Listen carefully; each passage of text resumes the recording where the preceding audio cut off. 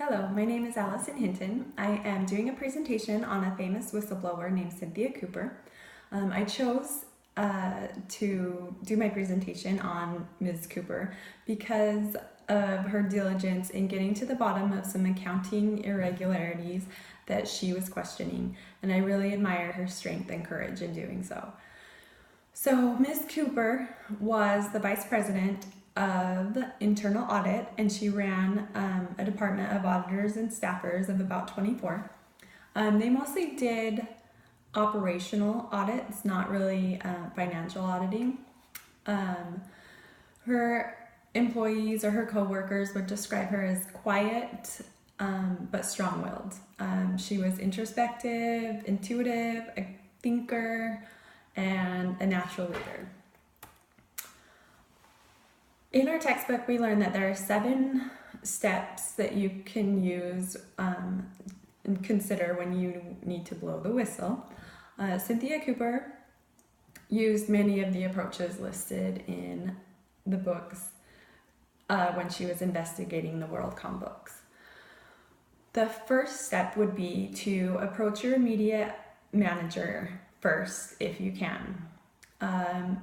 Cynthia had several conversations with her immediate manager. The problem was that Scott Sullivan was the CFO. He was her immediate manager, and he was also involved in some of the irregularities that she was trying to get to the bottom of.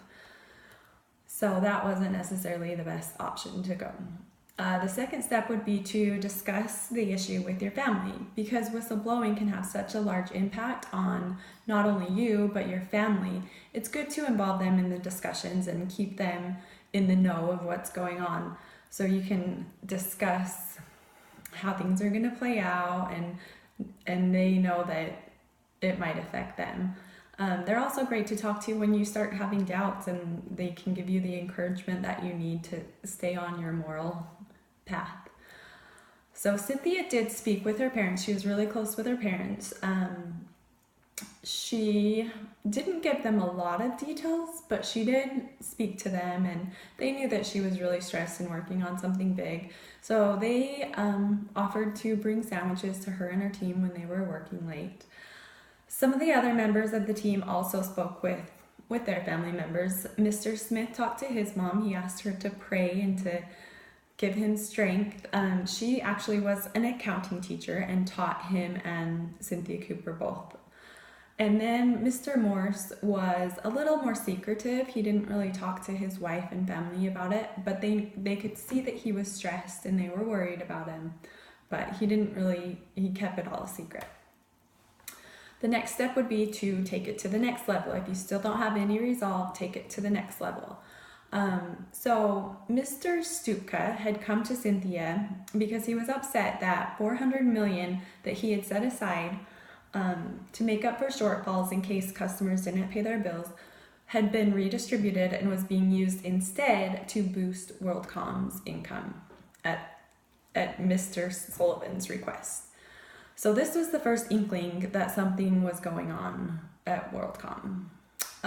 So Ms. Cooper tried to take the issue to the next level. She brought up the issue at an accounting or an audit committee meeting that Mr. Sullivan was also attending. So she presented her case, and then he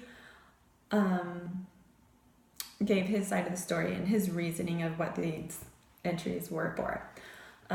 After the meeting, he asked her to delay her investigation so he could fix a couple of issues that he knew about, and he also warned her that she should just not interfere with Mr. Stupka's business, basically saying mind your own business. The next step would be to contact your ethics officer. WorldCom did not have an ethics officer, but Cynthia again contacted the head of the audit committee, Mr. Bobbitt. They met, and he suggested she maybe contact the external auditors and discuss her findings with them. Next, you could consider going outside your chain of command, which Cynthia and her team definitely did. They conducted a financial audit that they were not asked to do and normally wouldn't be their task to do. They made inquiries of other accountants in other departments, and they were given vague answers or referred to somebody else that might have a better explanation or backup documentation that they were asking for. So they ran into a lot of obstacles, but that didn't stop them. They kept searching. They worked at all hours of the night to not be detected, and they made copies of everything they found just in case someone caught on to what they were doing. Next, you can go outside of the company, which Cynthia did. In fact, Mr. Stupka contacted the external auditors, Arthur Andersen, twice about the shady transactions that he was not happy about. They basically sided with Mr. Sullivan and said, no, the transactions are legit, they're fine. So Cynthia also tried to raise the issue again with Arthur Andersen and was basically told, we only answer to Mr. Sullivan. So that there was another roadblock.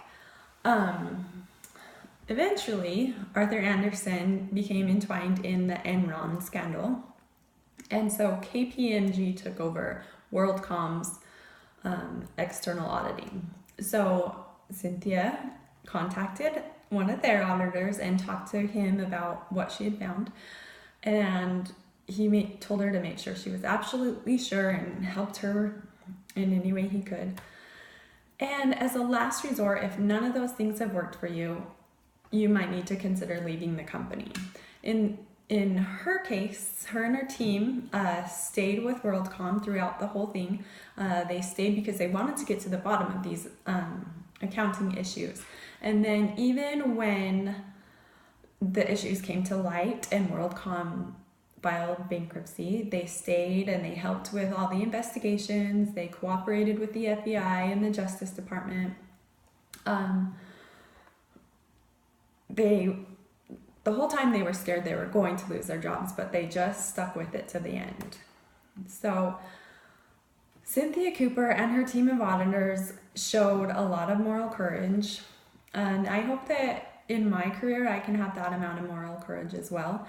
They knew that they might lose their jobs if their secret investigation were discovered, but they continued on and blew the whistle on one of the largest accounting scandals in American history. So thank you for watching my presentation.